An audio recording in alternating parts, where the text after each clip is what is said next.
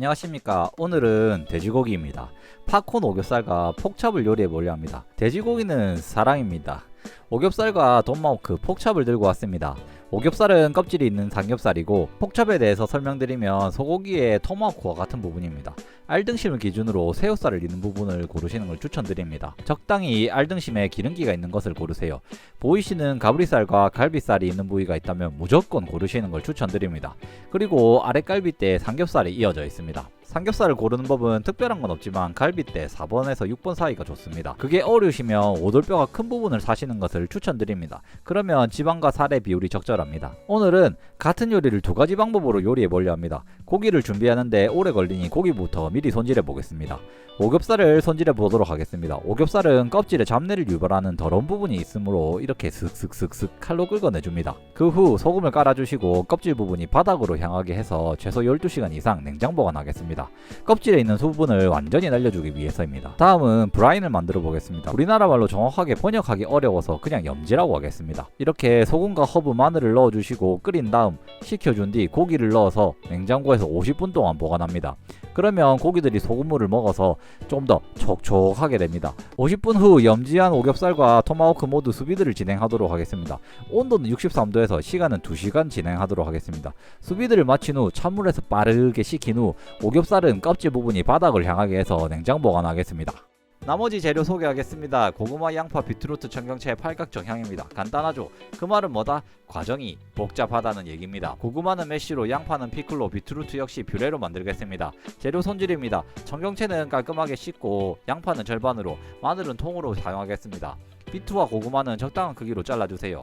다음은 이제 준비한 고기를 보겠습니다. 17시간 냉장고에 둔 고기를 보여드리겠습니다. 고기 표면에 수분이 날아가 쫀쫀한 질감이 됩니다. 수분이 많이 없어져서 바로 팬프라이를 해도 괜찮습니다. 그리고 수비드를 한 오겹살, 폭찹입니다. 수비드를 한 오겹살을 냉장 보관할 때 껍질을 바닥으로 향하게 하면 저렇게 평평한 껍질을 얻을 수 있습니다.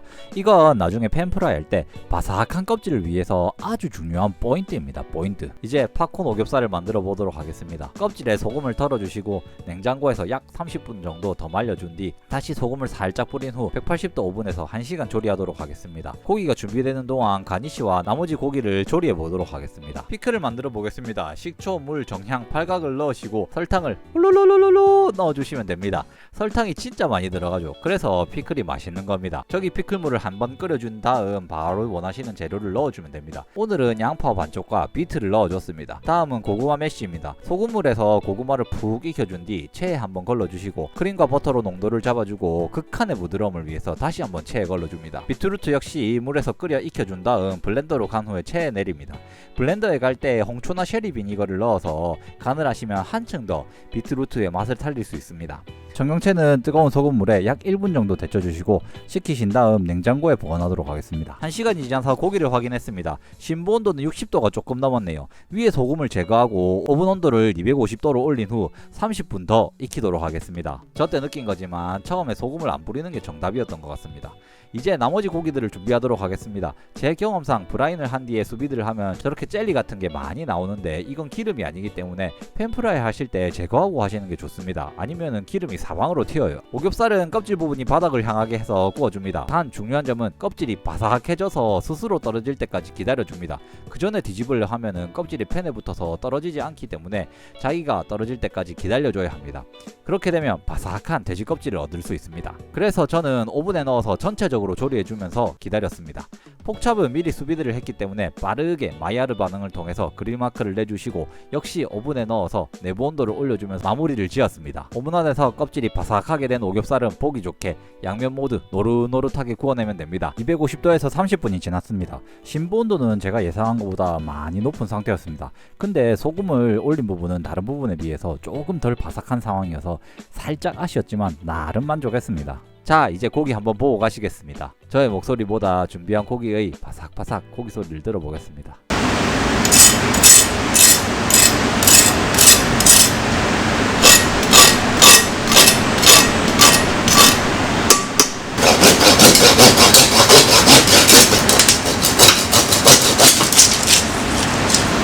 이제 반으로 나눠주고 육즙 한번 감상해 보시겠습니다. 저기 아름답게 터져 나오는 육즙 보이시나요? 이제 브라인을 한 오겹살의 육즙을 한번 보겠습니다. 두 고기 다 육즙이 터져 나오네요 진짜. 다시 한번 준비한 고기 쭉 보고 가시겠습니다. 로즈마리 잎으로 돼지고기에서 나온 기름을 묻혀 표면에 촉촉 뿌려주시면 돼지고기 기름 향과 로즈마리 향을 한 번 더 표면에 줄 수 있습니다. 오늘은 같은 고기를 두 가지 방법으로 요리해 보았습니다. 브라인을 한 고기는 하지 않은 고기보다 수분을 많이 머금고 있어 촉촉함을 느낄 수 있었습니다. 같이 수비드를 한 고기라도 브라인을 거친 고기는 상당히 부드러웠습니다. 하지만 그 고기 특유의 육향을 살리지는 못하는 것 같아 조금 아쉬웠습니다. 확실히 뚜렷한 장단이 있는 것 같이 보았습니다. 어떤 고기를 선택하느냐에 따라 브라인의 여부가 맛을 결정짓는 중요한 요인이 될 것 같은 실험이었습니다. 시청 감사드리고요. 구독과 좋아요 알림 설정까지 감사합니다.